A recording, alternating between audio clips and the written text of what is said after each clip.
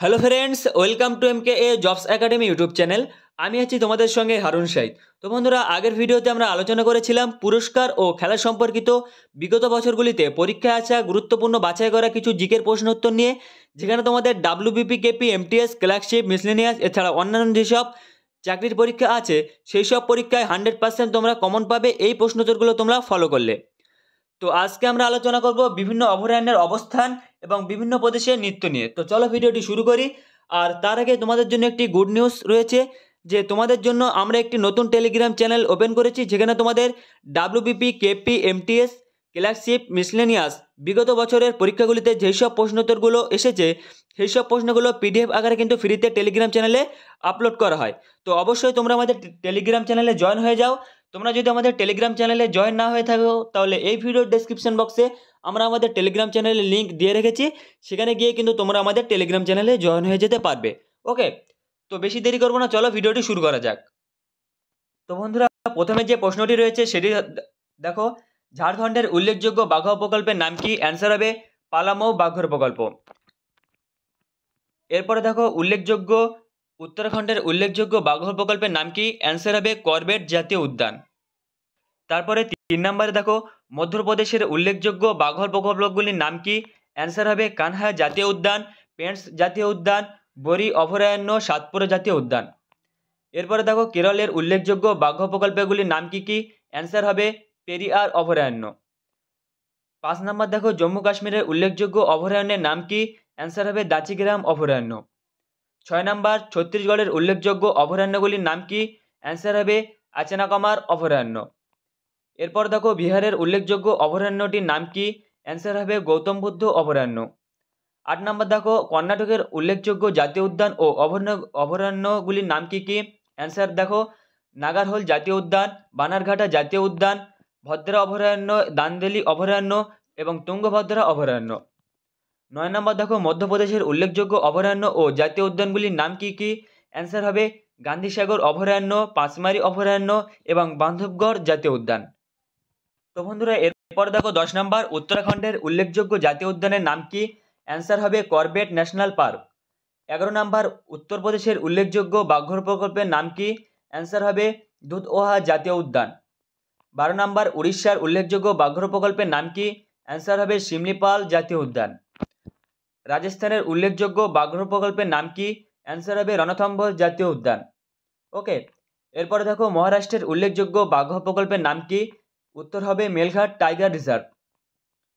তা এরপরে দেখো, পশ্চিমবঙ্গের উল্লেখযোগ্য অভয়ারণ্যটির নাম কি? অ্যান্সার হবে জলদাপাড়া অভয়ারণ্য। 16 নম্বর দেখো, অসমের উল্লেখযোগ্য জাতীয় উদ্যান ও অভয়ারণ্যগুলির নাম কি কি? অ্যান্সার হবে কাজিরাঙ্গা জাতীয় উদ্যান এবং সোনাই রূপাই অভয়ারণ্য। 17 নম্বর, সিকিমের উল্লেখযোগ্য জাতীয় উদ্যানের নাম কি? অ্যান্সার হবে কাঞ্চনজঙ্ঘা জাতীয় উদ্যান। এরপরে দেখো, 18 নম্বর, উত্তরপ্রদেশের উল্লেখযোগ্য অভয়ারণ্যের নাম কি? অ্যান্সার হবে চন্দ্রপ্রভা অভয়ারণ্য। 19 নম্বর, অন্ধ্রপ্রদেশের উল্লেখযোগ্য বাঘর প্রকল্পের নাম কি? অ্যান্সার হবে নাগার্জুন সাগর শ্রীশৈলাম জাতীয় উদ্যান। এরপরে দেখো 20 নম্বর, ছত্তিশগড়ের উল্লেখযোগ্য বাঘ প্রকল্পের নাম কি? অ্যান্সার হবে ইন্দ্রাবতী জাতীয় উদ্যান। 21 নম্বর, কর্ণাটকের উল্লেখযোগ্য বাঘর প্রকল্পগুলির নাম কি কি? অ্যান্সার হবে বন্দিপুর জাতীয় উদ্যান ও নাগারহোল জাতীয় উদ্যান। 22 নম্বর, উড়িষ্যার উল্লেখযোগ্য অভয়ারণ্যগুলির নাম কি কি? অ্যান্সার হবে ভিতরকণিকা অভয়ারণ্য এবং নলবন পক্ষী অভয়ারণ্য। এরপরে দেখো, কেরলের উল্লেখযোগ্য অভয়ারণ্যর নাম কি কি? অ্যান্সার হবে মালাবার অভয়ারণ্য। 24 নম্বর, গুজরাটের উল্লেখযোগ্য জাতীয় উদ্যানের নাম কি? অ্যান্সার হবে ভালডাভোর জাতীয় উদ্যান। তো বন্ধুরা, এরপরে দেখো 25 নম্বর, অসমের উল্লেখযোগ্য বাঘর প্রকল্পেরগুলির নাম কি? অ্যান্সার হবে মানস বাঘ প্রকল্প এবং নামেরি জাতীয় উদ্যান।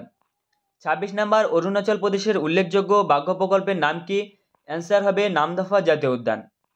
27 নম্বর, বিহারের উল্লেখযোগ্য বাঘর প্রকল্পের নাম কি? অ্যান্সার বাল্মীকি জাতীয় উদ্যান।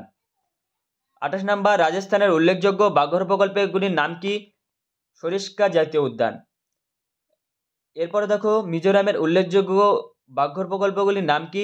অ্যান্সার হবে ডাম্পা বাঘর প্রকল্প। 30 নম্বর, গুজরাটের উল্লেখযোগ্য অভয়ারণ্য ও জাতীয় উদ্যানগুলির নাম কি কি? অ্যান্সার হবে গির জাতীয় উদ্যান ও অভয়ারণ্য এবং মেরিন জাতীয় উদ্যান। এরপরে দেখো 31 নাম্বার, রাজস্থানের উল্লেখযোগ্য অভয়ারণ্যগুলির নাম কি? অ্যান্সার হবে ঘানা পাখিরালয়।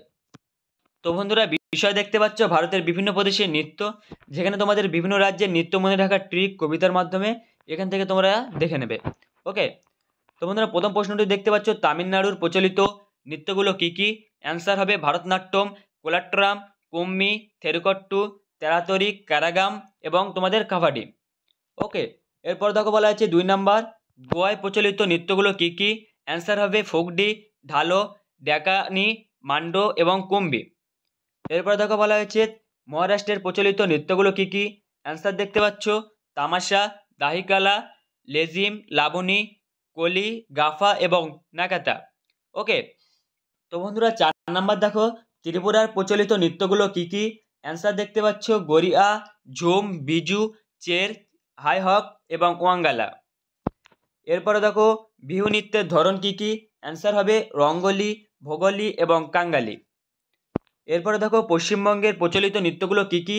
অ্যান্সার হবে ছৌ নাচ, যাত্রা, কাঠি, গাম্ভীরা, ঢালি, মহল এবং তোমাদের কীর্তন। ওকে, এরপর দেখো 7 নাম্বার, জম্মু ও কাশ্মীরের প্রচলিত নৃত্যগুলো কি কি?